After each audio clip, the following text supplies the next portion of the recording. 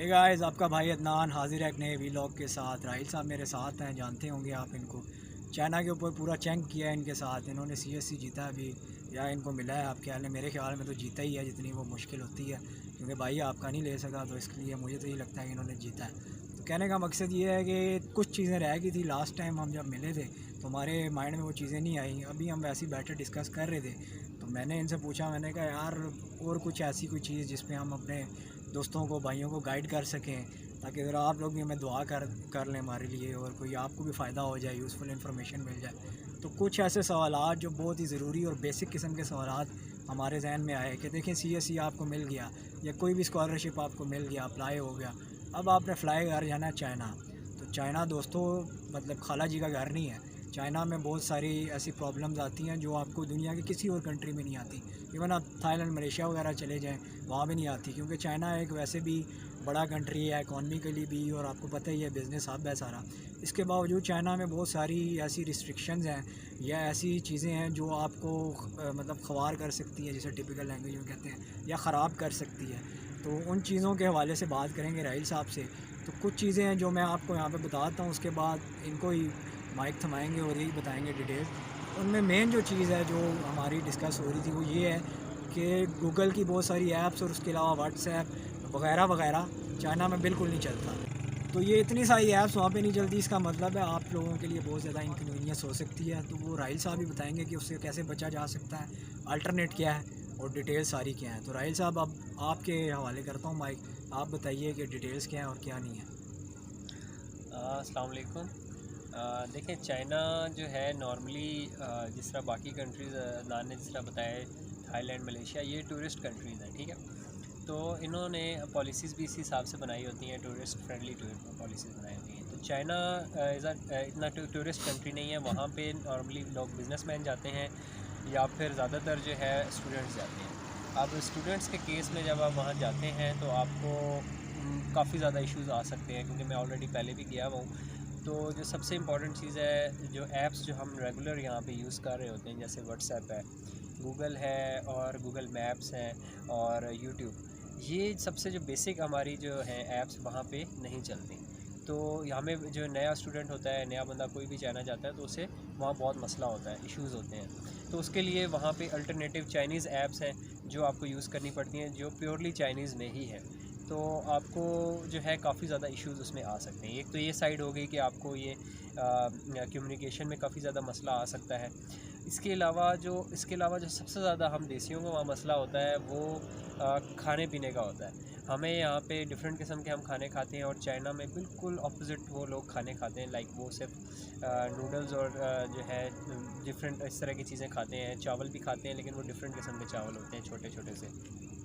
तो आपको खाने पीने का भी काफ़ी वहाँ पे इश्यूज़ होते हैं। तो एक तो खाने पीने का बहुत इश्यूज़ हो गए, और सबसे बड़ा जो इशू वहाँ पे हमें पेश आता है, वो लैंग्वेज का होता है। लैंग्वेज चाइना एक ऐसा कंट्री है जो अपनी लैंग्वेज को बहुत ज़्यादा प्रमोट करता है। तो वहाँ पे अच्छा, हर चीज़ चाइनीज़ में होती है। जैसे मैप्स मैंने बताया, वहाँ के चाइना के अपने मैप्स हैं, तो वो भी सारे चाइनीज़ में होते हैं, ठीक है। लोकेशंस भी चाइनीज़ में वहाँ पे लिखी हुई आ रही होती हैं। तो वो आपको काफ़ी ज़्यादा डिफ़िकल्ट मुश्किल लग सकता है कि आपको, नया जो स्टूडेंट होता है, नया बंदा कोई भी चाइना में जाता है। और मैंने आपको जैसे एक और चीज़ बताई, वहाँ पे जिस तरह ये लैंग्वेज का इशू हो गया, खाने पीने का इशू हो गया, और ये कम्युनिकेशन की जितनी सारी भी ऐप्स हैं, ये वहाँ पे बहुत ज़्यादा मसला कर सकती हैं आप जी। अच्छा राहिल साहब, इसमें एक और चीज़ आती है माइंड में। आपने जिस तरह कहा कि हर चीज़ चाइना में होती है, चाइनीज़ लैंग्वेज में होती है, ठीक है, तो वहाँ पे इंग्लिश नहीं चलती। तो अब आप भी वहाँ पे गए, तो वो जो ऐप जो आप जिसका जिक्र कर रहे थे, उस ऐप की थोड़ी डिटेल्स बता दीजिए देखने वालों के लिए। उसका लिंक भी अगर हो सका तो मैं शेयर कर दूँगा। तो वो ऐप बता दीजिए, और फिर इसका एक और मेरा जो माइंड में क्वेश्चन आ रहा है, ताकि आप फिर वो डिटेल में दोनों चीज़ों को आंसर कर दें। पहला तो ये ऐप वाला हो गया, या बेसिक चाइनीज़ वाला हो गया। दूसरा उसके लिए मेन चीज़ ये आ रही है कि चाइना में ट्रैवलिंग के हवाले से कैसा होता है। मतलब फ़ॉर एग्ज़ाम्पल, आपके आसपास कहीं पे मेट्रो नहीं है, ठीक है, आपके आसपास कहीं पे कोई बस नहीं है लोकल जो है, जिसमें आप उसके थ्रू जा सकें, उसके लिए भी आपको चाइनीज़ चाहिए होगी। आपको मंगवानी क्रीम या उबर या कोई टैक्सी पड़ रही है, तो उस सूरत में फिर आप क्या करेंगे? वहाँ पे बेसिक चाइनीज़ भी नहीं चलेगी, उसको कैसे समझाएंगे, उसको कैसे बताएंगे अपना एड्रेस, क्या सारी चीज़ें उस पर डिस्कस करेंगे। तो ये 2 चीज़ें बड़ी इंपॉर्टेंट हैं।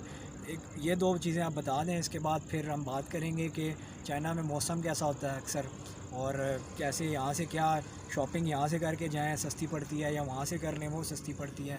गैजेट्स का तो हमने सुना हुआ है, बट चाइना की आपको पता ही है, क्वालिटी की बात होती है। अब कोई हमारी तरह का होता है जो ज़रा मीडियम क्वालिटी पहनता है, बिल्कुल हल्की भी नहीं पहनता। कुछ होते हैं जो हाई पहनते हैं, तो हाई तो चाइना में होगी होगी, लेकिन चाइना के हवाले से ही मशहूर है कि चले तो चाँद तक नहीं तो शाम तक। तो इस हवाले से भी ये 2-3 पॉइंट्स ऐसे हैं जो आप इन शॉर्ट क्लियर कर दें हमारे सुनने वालों के लिए और देखने वालों के लिए। जी। जी बिल्कुल ऐसे ही है। ये जो आपने बात की आखिरी वाली, चले तो चाँद तक नहीं तो शाम तक। नहीं तो शाम तक, ठीक है। तो इसमें ये चीज़ वैसे इतनी ज़्यादा यहाँ एप्लीकेबल इसलिए नहीं होती क्योंकि हम जो है पाकिस्तान से या इंडिया से या बाकी किसी भी कंट्री से जब चाइना को कोई चीज़ ऑर्डर देते हैं तो वो उसी क्वालिटी की चीज़ आपको देता है जिस क्वालिटी की चीज़ आप मंगवाते हैं। अब मैं चाइना गया तो मैंने वहाँ जाके बिल्कुल डिफरेंट सिनेरियो देखा। वहाँ पे आपको अच्छी से अच्छी क्वालिटी की चीज़ भी मिलती है और वो काफ़ी एक्सपेंसिव होती है। तो मैं किसी और माइंडसेट से गया था कि चाइना है, हर चीज़ सस्ती है, ये वो, तो ऐसा कुछ भी नहीं है। अच्छा, दूसरी जो बात है, जिस तरह मैंने पहले बताया कि सारी आपको काफ़ी अच्छा, डिफिकल्टीज। यहाँ पे आपकी बात को काटूँगा, यहाँ पे आपकी बात को काटूँगा। आपने कहा कि ये सस्ती नहीं है, तो इसका यही मतलब हुआ कि अपने कंट्री से लेके जाएँ, या वहाँ पे फिर कोई ऐसी मीडियम क्वालिटी की भी चीज़ मिल सकती है? क्योंकि देखें, शुरू में अगर जाना है, किसी का बजट कम होता है, तो उसके लिए ये बड़ी ज़रूरी चीज़ होगी हमने, क्योंकि ये वीडियो या व्लॉग बनाने का मकसद यही है कि हमारे जितने भी भाई यहाँ से स्पेशली जा रहे हैं, पाकिस्तान से, इंडिया, नेपाल से, जो भी हमारी ज़ुबान समझ पा रहे हैं, उनके लिए ये बात क्लियर हो जाए कि वो आया यहाँ से शॉपिंग करके ढेर सारी ले जाएँ या ना लेके जाएँ, और उसके बाद फिर क्या ऐसी कोई फ़्लाइट्स चाइना में अलाउ हैं जिसमें आप ज़्यादा अपना यहाँ से लगेज लेके जा सकते हैं। ये चीज़ भी क्लियर कीजिएगा। उसके बाद फिर हम आते हैं जो लैंग्वेज ऐप है और जो इंटरसिटी आपने ट्रैवलिंग करनी है उसके हवाले से जो बात की है।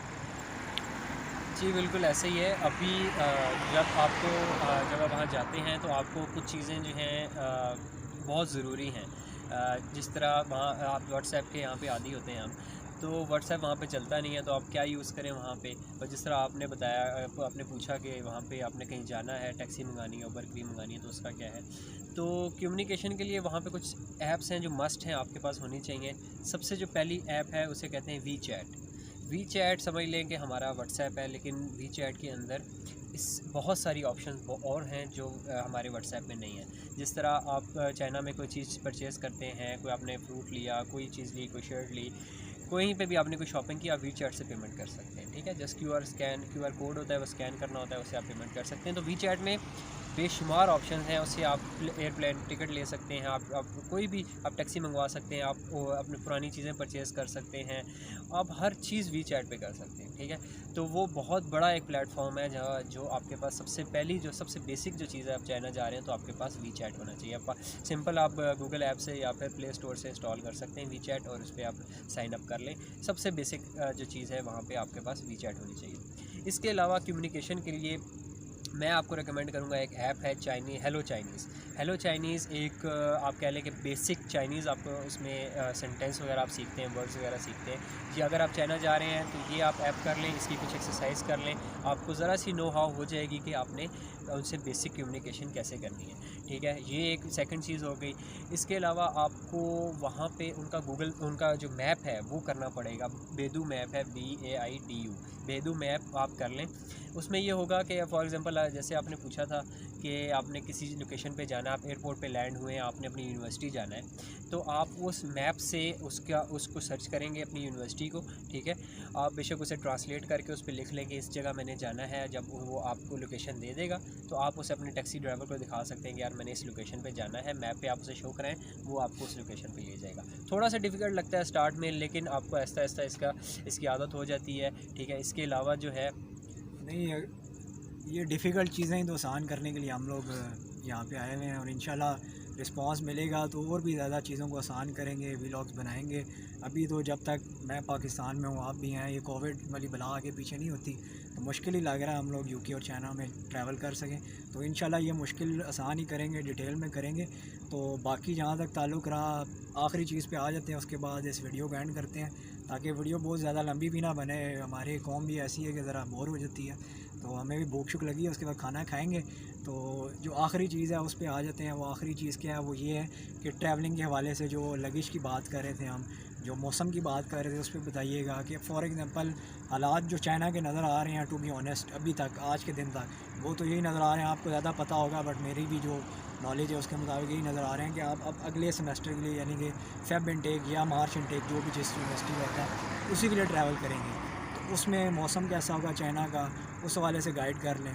और यही है कि आप इसका जो फ़्लाइट का है, इसका क्या रिकमेंड करेंगे? कोई अच्छी एयरलाइन बता दें दोस्तों के लिए, सस्ती, इकॉनमिकल, ताकि वो भी ये जो है, मतलब एक ही वीडियो में उन्हें सारा चाइना, बस इस वीडियो को देखने के बाद वो पहुंच जाए, मैं ये चाह रहा हूँ बस।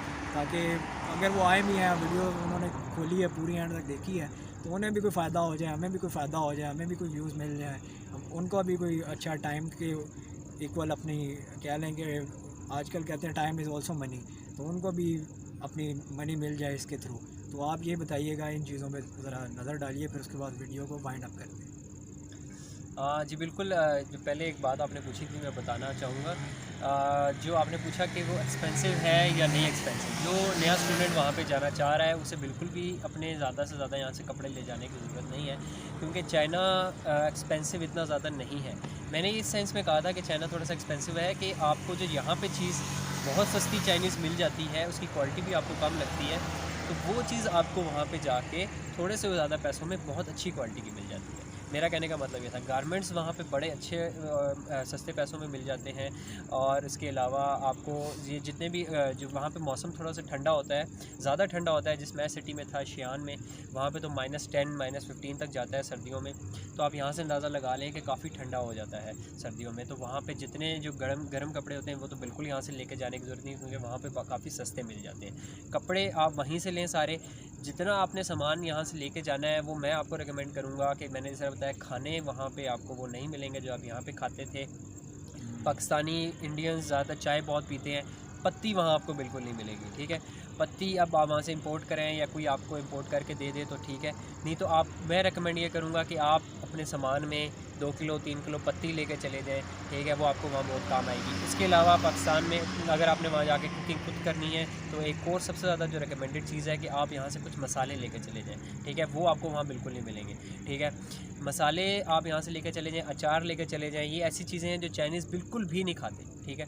तो ये चीज़ें आपने आप सामान में थोड़ी सी रख के चले जाएँ। अब आजकल जो है कुछ ऐसा है कि वहाँ पे इंडियन पाकिस्तानी कुछ लोग हैं जो पाकिस्तान इंडिया से इंपोर्ट करते हैं या अपने साथ लेके जाते हैं और वहाँ पे सेल करते हैं, लेकिन उसके रेट्स काफ़ी ज़्यादा होते हैं। तो मैं आपको रिकमेंड करूँगा आप पाकिस्तान से कपड़े ले जाने के बजाय ये चीज़ें ले जाएँ, क्योंकि वहाँ से कपड़े काफ़ी सस्ते आपको मिल जाएंगे और अच्छे मिल जाएंगे। और एयरलाइन की जो बात की, एयरलाइन में आप सबसे जो अच्छी जो मैं रिकमेंड करूँगा, चाइना साउदर्न एयरलाइन है। स्टूडेंट्स को वो स्पेशली 2 बैग पैकेज देती है। 2 पीस का मतलब ये हुआ कि वो आपको 36 केजी के 2 पीस आप लेके जा सकते हैं, ठीक है। तो 72 केजीज़ जस्ट आपका लगेज हो सकता है। अगर लेकिन आपके लिए आप वहाँ पे स्टूडेंट हो, अपना स्टूडेंट कार्ड दिखाएंगे, अपना एडमिशन लेटर उन्हें दिखाएंगे, जब आप अपनी एयर टिकट बुक कर रहे होंगे तो आपको 2 पीस मिल जाएंगे। मैं चाइना से वापस आ रहा था तो मैंने 2 पीस लिया था, तो मेरे पास लगेज 72 केजी एक हो गया और मेरा हैंड लगेज जो था 7 केजी वो अलग हो गया। तो ये एक बड़ा आपको बेनिफिट मिल सकता है। चाइना साउदर्न एयरलाइन है, ये मैं रिकमेंड करूँगा। और मौसम मैंने जैसे बता दिया ठंडा होता है, तो आपको वहीं से सारे कपड़े लेने हैं और यहाँ से कुछ मसाले वगैरह ये वो चीज़ें आप साथ लेके जाएं।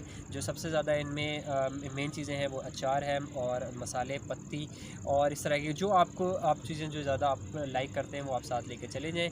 चावल भी बहुत वहाँ पे जो पाकिस्तानी इंडियन चावल जो हम खाते हैं वो चावल वहाँ पे नहीं मिलता। उनके चावल बहुत छोटे साइज़ का होता है और वो बिल्कुल समझ लें कि हमसे नहीं खाया जाता। तो वो अब आप इतना ज़्यादा चावल तो लेके जा नहीं सकते, लेकिन वहाँ पे वो भी जो लोग पाकिस्तानी इंडियन इंपोर्ट करते हैं वहाँ पे अवेलेबल होता है, लेकिन इसका रेट थोड़ा सा ज़्यादा होता है। तो खाने का थोड़ा सा आपको इशू हो सकता है। बाकी इसके अलावा चाइना आप बहुत ज़्यादा इंजॉय करेंगे, बहुत सी वहाँ पे चीज़ें सीखने वाली हैं। चाइनीज़ लोगों से हम काफ़ी कुछ सीख सकते हैं, क्योंकि वो तरक्की याफ्ता मुल्क है। उनकी कुछ हैबिट्स ऐसी हैं जो जिन हैबिट्स को अपना के वो इतना ज़्यादा आगे निकले हैं। तो आप जब जाएंगे तो आपको खुद ही पता लग जाएगा कि क्या क्या कैसे कैसे आप उन चीज़ों को फॉलो कर सकते हैं। चलिए जी, बहुत शुक्रिया राहिल साहब आपका, आपने लोगों को फिर से गाइड किया। और मैं इस पर सिर्फ इतना ही कहूँगा कि इनके मुताबिक यही है कि आप 36 किलो का सिर्फ जो है ना राशन ले जाएँ तो वो बेहतर है, और वो आप कर भी सकते हैं। देखें, आप सेमेस्टर ब्रेक में वापस तो आएंगे काफ़ी सारे लोग, चाइना इतना कोई दूर तो है नहीं, जैसे ऑस्ट्रेलिया तो नहीं है कि ऑस्ट्रेलिया से आना मुश्किल होगा आपको इंडिया में, पाकिस्तान या नेपाल बांग्लादेश में। तो मैं तो आपको ये सजेस्ट करूँगा, मैं आपकी जगह होता, अगर मेरा चाइना का हुआ होता तो कपड़े शपड़ों की बजाय मैंने 35-36 किलो खाने की चीज़ें लेके जानी होती, और वो आपको अपनी फ़िज़ीक देख के भी लग ही रहा होगा खाने के मामले में भाई बिल्कुल भी जो सा ना पीछे नहीं रहता। तो मैं तो यही कहूँगा आपको कि अगर वीडियो के आखिर तक आए हैं, इतनी सारी इन्फॉर्मेशन मिली है आपको, फ़्लाइट से लेके हमने मतलब पूरा चाइना घुमा दिया इसमें बगैर परेशानी के। तो यहाँ तक आए हैं, अब आपका पीछे सब्सक्राइब करना, बेल आइकन प्रेस करना, कमेंट में राय का इज़हार करना, ये तो लाजमी हो गया। इसमें कोई पैसे भी नहीं लगते आपके, ठीक है ना, हमारे वीडियो बनाने में पैसे लगते हैं ना आपका सब्सक्राइब करने में लगते हैं। तो काइंडली इसको शेयर भी कीजिएगा। अगर तो चाइना के हवाले से वैसे तो मुझे नहीं लगता कि कोई चीज़ ऐसी रह गई है, तो अगर तो हमारे माइंड में आई दोबारा से वीडियो बनाएंगे और अपलोड कर देंगे, हमारा क्या जाता है। लेकिन अभी तक के लिए फ़िलहाल इतना ही। नेक्स्ट व्लॉग में इंशाल्लाह ताला मुलाकात होगी, तब तक के लिए अल्लाह हाफ़िज़।